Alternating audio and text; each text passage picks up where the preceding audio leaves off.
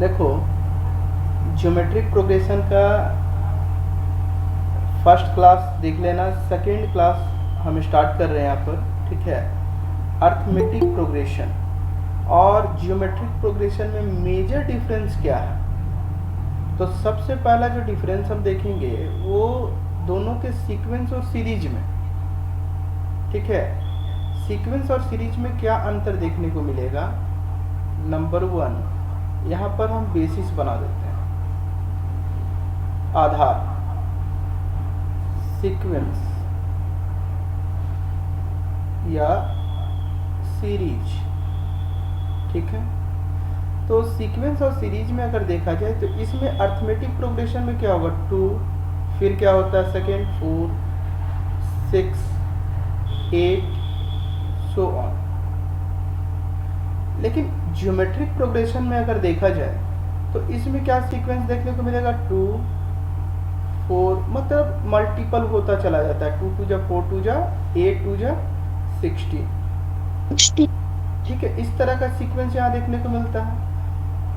और लेते हैं दूसरा एग्जांपल, यहाँ पर क्या मिलेगा? 3, 6, 9, 12, सो ऑन, ठीक है। मतलब 3 का डिफरेंस है यहाँ पर, बट यहाँ पर क्या हो रहा है? इसमें 3 है तो 3 के बाद क्या, अगर 9 हो जाएगा, ठीक है। फिर 9 3 जा 27, फिर 27 3 जा 81। इस तरह का तुमको सीक्वेंस और सीरीज देखने को मिलेगा। Good morning sir. Good morning. किसमें? तो ज्योमेट्रिक प्रोग्रेशन में। और बात करें नंबर 2, इसमें हम लोग का क्या फॉर्मूला होगा?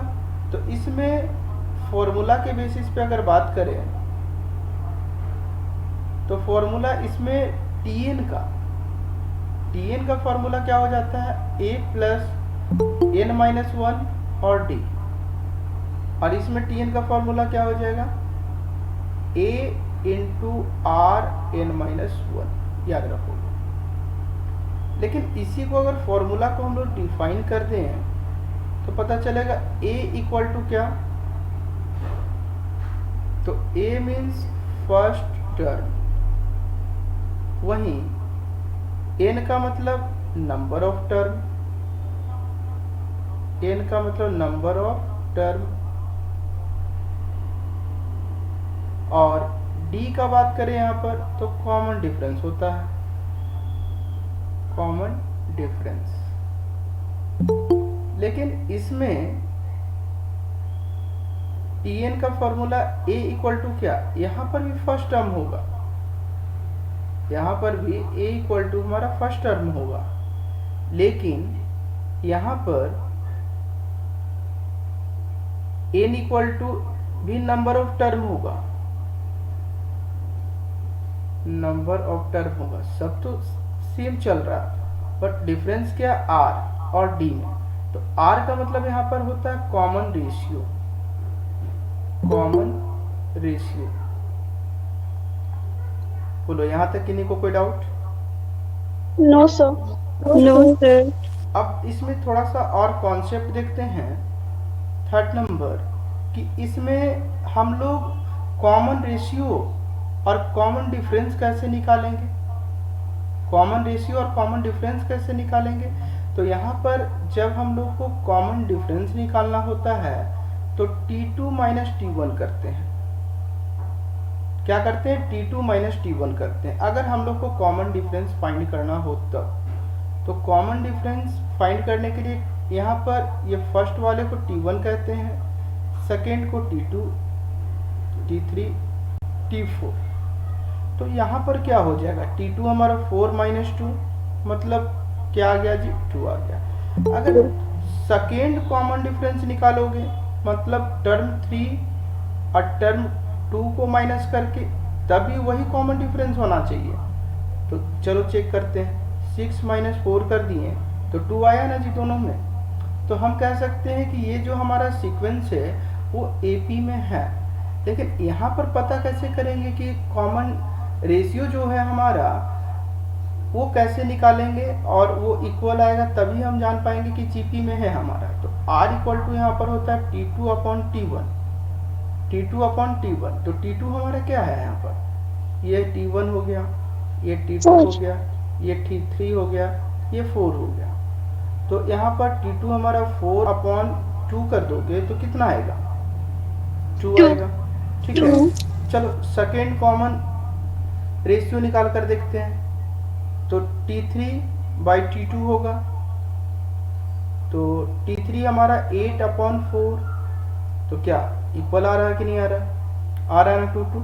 तो हम कह सकते हैं कि ये जो सीक्वेंस है हमारा वो जीपी में है।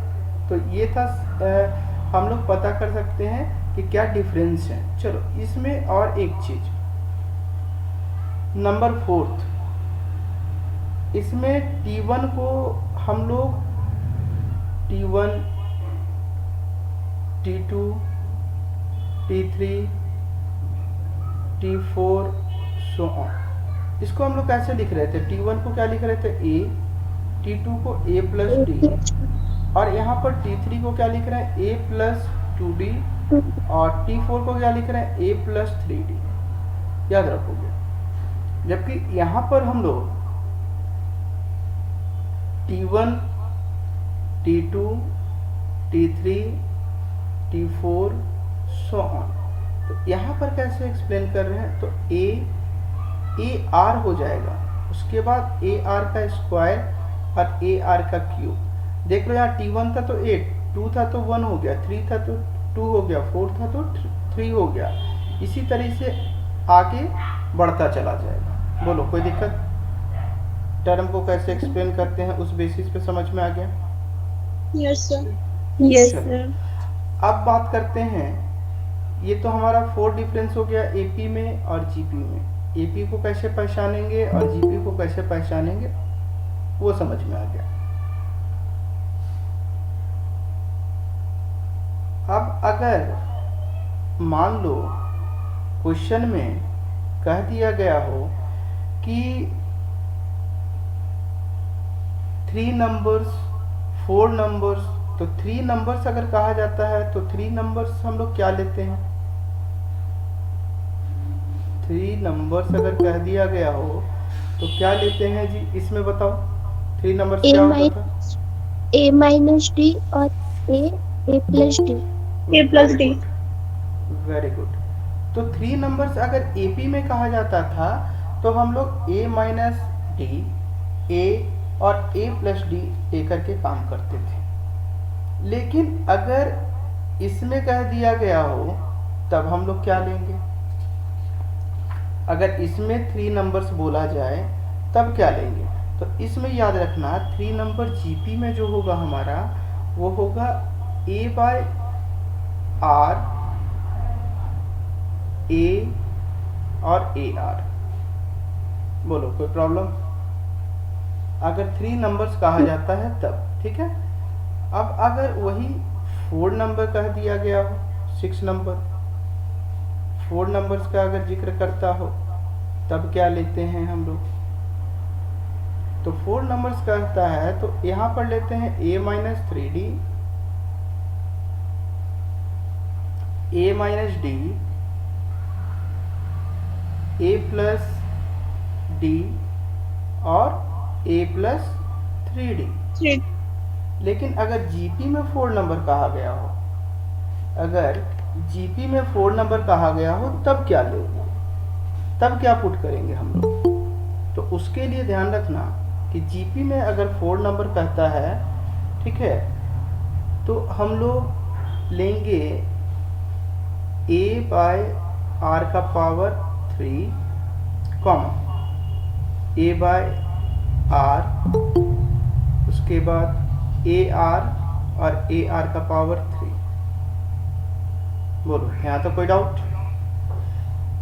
यहाँ पर कोई डाउट। तो इसका हम पे अटेंशन में रूल लिखे थे कि A minus D, A plus D 3 numbers question में कब लेते हैं, जब सम बोला गया हो। इसमें भी 4 नंबर्स का सम बोला गया हो क्वेश्चन में तब लेते थे। लेकिन यहाँ पर क्या होगा, A by R, A R कब लेंगे, ठीक है। तो अगर बोलता है if 4 numbers are in GP and their product is given, ठीक है, देन टेक द 4 नंबर्स इतना। तो कब लेंगे ये 4 नंबर्स का? तो इसमें 4 नंबर्स वाले में एक नोट याद रखना, क्या हो जाएगा नोट? इफ 4 नंबर्स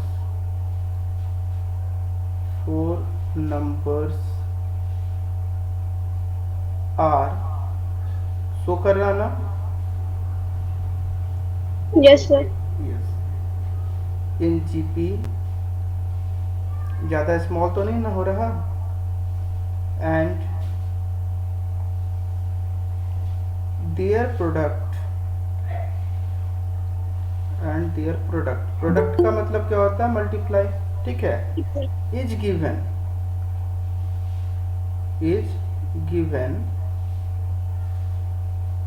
ठीक है, तब हम लोग ये वाला 4 नंबर लेंगे, ठीक है। वहीं अगर मान लो 3 नंबर कब लेते हैं, तो इसको भी याद रखना। इफ इसका भी नोट एक लिख लेते हैं यहाँ पर। If 3 numbers are in GP, if 3 numbers are in GP and their product is given,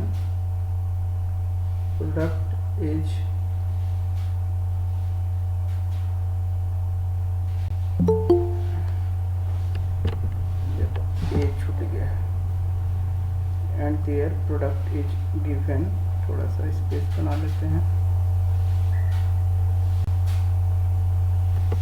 तो छूट जा रहा है, अच्छा रहने तो स्पेस नहीं दे रहा, एंड प्रोडक्ट इज गिवन, ठीक है।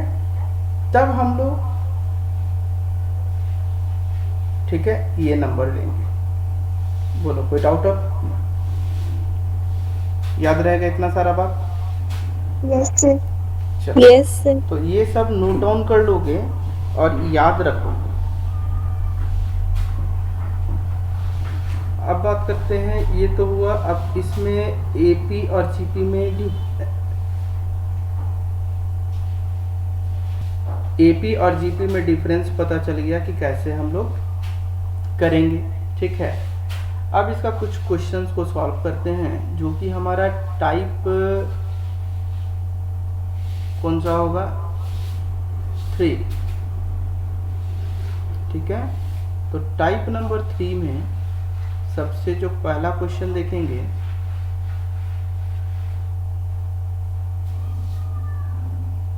चलो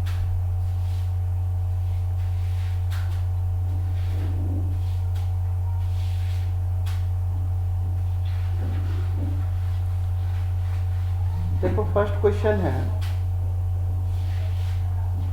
if the product of 3 numbers, if the product of 3 numbers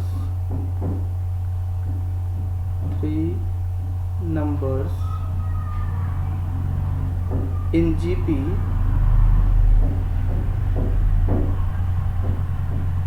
be 216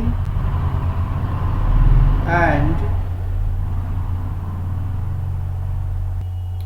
देखो इसको Yes, सॉल्व करते हैं। क्वेश्चन कहता है, if the product of 3 numbers in GP be 216 and their sum is 19, then find the numbers। तो यहाँ पर सबसे पहले क्या काम करना होगा? जैसे एपी में करते थे, लेट करते थे, तो यहाँ भी लेट करेंगे। Let 3 numbers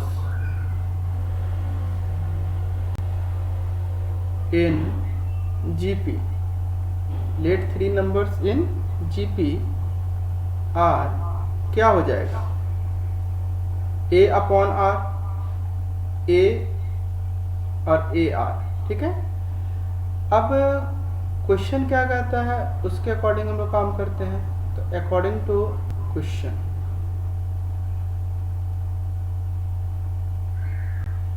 if the product का मतलब मल्टीप्लाई किसका, 3 नंबर्स का, तो 3 नंबर्स हम लोगों ने तो एज्यूम कर लिया, और जीपी भी कितना बोलता है, 216 प्रोडक्ट कहता है। तो लिखते हैं यहाँ पर ए अपॉन आर इंटू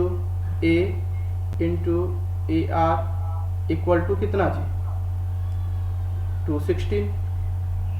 तो यहाँ पर देखो ये आर और ये आर कैंसिल हो गया, तो इसको मल्टीप्लाई जब करते हैं हम लोग तो पावर हो जाता है ना, ऐड करेंगे तब 3a होगा, याद रखना, जो कि AP में हो रहा था। बट यहाँ पर सिचुएशन कुछ अलग है, यहाँ पे मल्टीप्लाई है, तो मल्टीप्लाई जब भी करते हैं कोई भी वेरिएबल को पावर हो जाता है।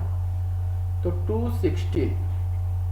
अब यहाँ पर देखो हम लोग को पावर इसका 3 ही लाना होगा, कि कितना लिखे कि पावर 3 हो जाएगा, पावर दोनों तरफ सेम करना होगा।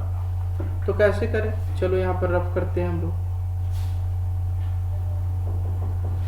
देखो 216 को पहले फैक्टराइज कर लो, कितने से, 2 से, तो 2 1 जा 2, ठीक है। फिर यहाँ पर 8, फिर 2 से 5 4, फिर 2 से करो ना तो कितना हो जाएगा 27। उसके बाद फिर करो 3 से 9, फिर 3 से 3 होगा ना, और तो नहीं होगा। अब देखो हमको पावर 3 करना है, तो पावर 3 कैसे किया जाए, अगर 3 2 जा 6 कर दे, एक दूसरा, फिर 3 2 जा 6, फिर तीसरा वो भी 3 2 जा 6, तो हो गया ना 6 का पावर 3, मतलब 6 का पावर 3 इक्वल टू 216, 216 इक्वल है ना। तो यहाँ पर तो लिख सकते हैं ना हम लोग जी 6 का पावर 3, तो पावर पावर इक्वल हो गया, तो बेस भी हमारा इक्वल हो गया, a का पावर 6 हो गया, ठीक, a का वैल्यू यहाँ पे फाइंड हो गया। अब बात करते हैं अगेन क्या, तो कहता है question their sum is 19 and उनका सम कितना है 19 है, किनका सम, तो उसी का जो 3 नंबर हम लोग लेट किए थे, A R plus A plus A R equal to कितना 19। बोलो यहाँ तक कोई दिक्कत, No, डाउट, नो। sir. चलो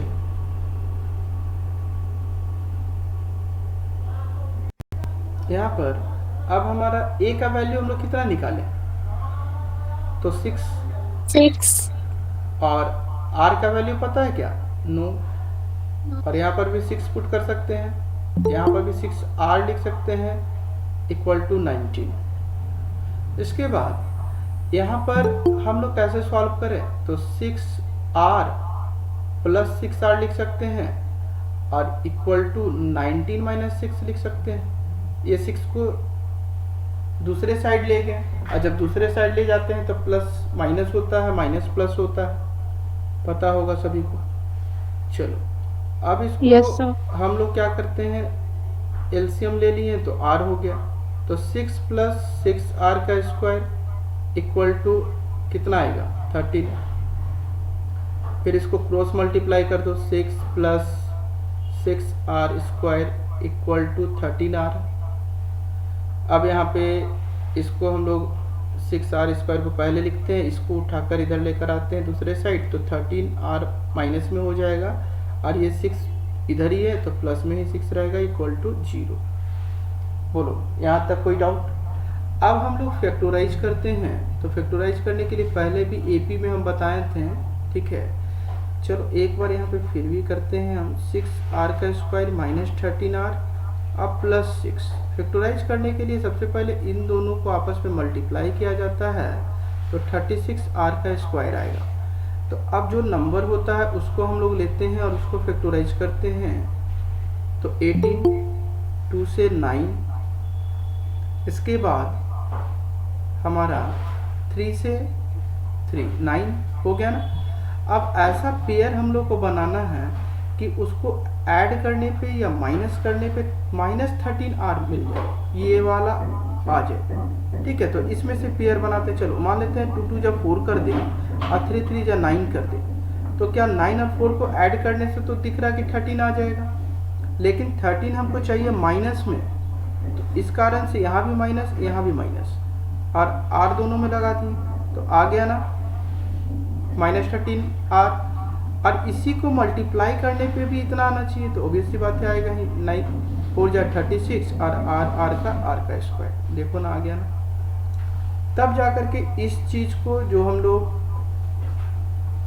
यहाँ पर बनाए उसको ला करके यहाँ पे लिखा जा सकता है 6r का स्क्वायर -4r और -9r अब +6 इक्वल टू 0। अभी देखो इन दोनों में कॉमन जब लोगे तो कॉमन क्या आएगा, दोनों में कॉमन है, 2 कॉमन है और r कॉमन है। हाँ म्यूट कर दो, 2 और r कॉमन हो गया। अब यहाँ पर क्या बच गया 3r, चेक कर लो, 2 3 जा 6 r का स्क्वायर माइनस यहाँ क्या बच गया ओनली 2। यहाँ पर कॉमन लेंगे तो माइनस कॉमन लेंगे, दोनों में क्या है 3 है ना, और यहाँ क्या बच गया 3 बच गया और r हो गया और -2 हो गया। चेक कर लो, माइनस प्लस माइनस 3 3 जा 9 और 3r माइनस माइनस प्लस 3 2 जा 6 मीन्स सही है। हमेशा याद रखना ये और ये जो ब्रैकेट में आता है वो ऑलवेज इक्वल होगा, तो 3r - 2 इक्वल टू 0 इक्वल लिख दिए, और एक बार 2r - 3 इक्वल टू 0, मतलब ये दोनों। तो यहाँ पर r का वैल्यू क्या आ जाएगा 2/3 एक आ गया और दूसरा r का वैल्यू आ गया 3/2 आ गया। बोलो कोई डाउट यहाँ तक? नहीं सर। नहीं। अब चलो हम लोग को क्या कहा गया था क्वेश्चन में क्या कहा गया था 3 नंबर्स निकालने के लिए, तो 3 नंबर्स निकालेंगे हम लोग कैसे, तो देखते हैं।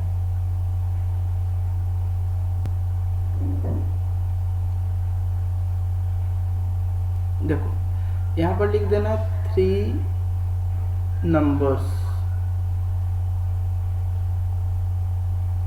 तो वहां पर याद करो एपी में हम लोग प्लस और माइनस करके डी का वैल्यू लेते थे, लेकिन यहाँ पर आर का वैल्यू हमारा 2 आया, तो इसलिए लिखेंगे इफ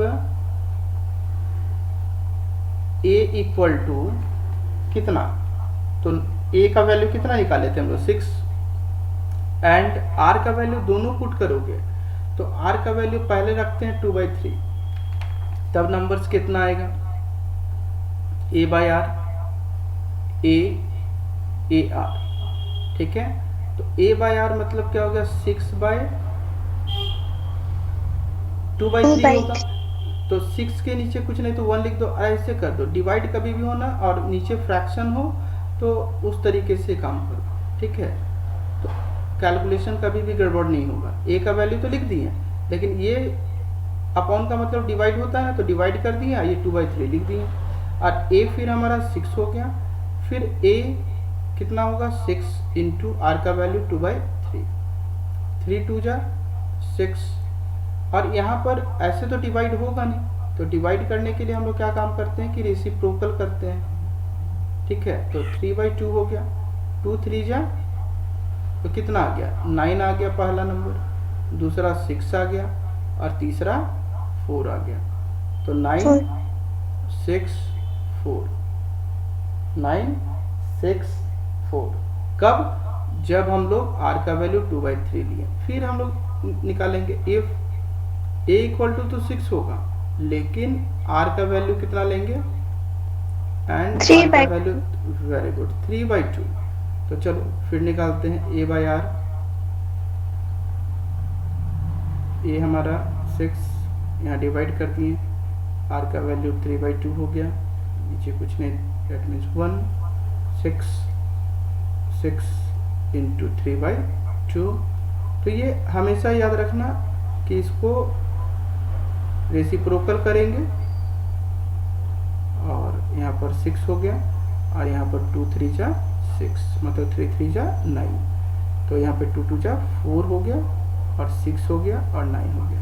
देखो यहाँ पर 9 6 4 आया, यहाँ पर 4 6 9 आया। याद करो एपी में भी क्या आता था, माइनस में लेते थे डी का वैल्यू और प्लस में लेते थे, तो अब रिवर्स ही आता था, तो यहाँ भी रिवर्स आएगा। तो 3 नंबर हमारा एक ये हो गया और एक ये हो गया। बोलो, एनी डाउट?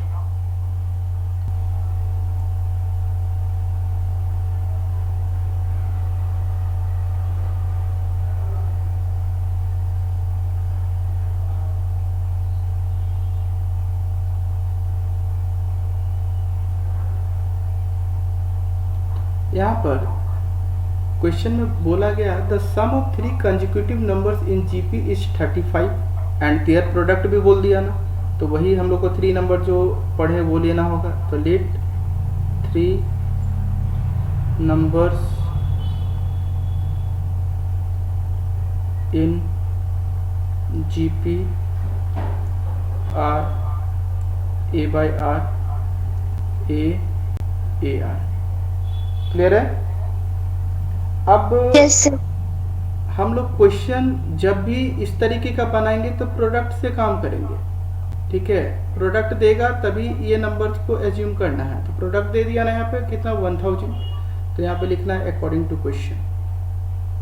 पहले प्लस कर दोगे तो फंसोगे, अकॉर्डिंग टू क्वेश्चन, ठीक है? तो A upon R into A R equal to 1000 cancel हो गया, ए का पावर 3 आ गया। ये तो सिंपल है, उधर हम लोग को रफ करना नहीं पड़ेगा। कितना लिख सकते हैं जी? 10 का पावर 3 लिख सकते हैं ना? ए का Yes, sir. Yes. Value 10 equal to 10। A equal to 10 आ गया। अब हम लोग the sum of 3 consecutive numbers in GP is 35 sum कहता है।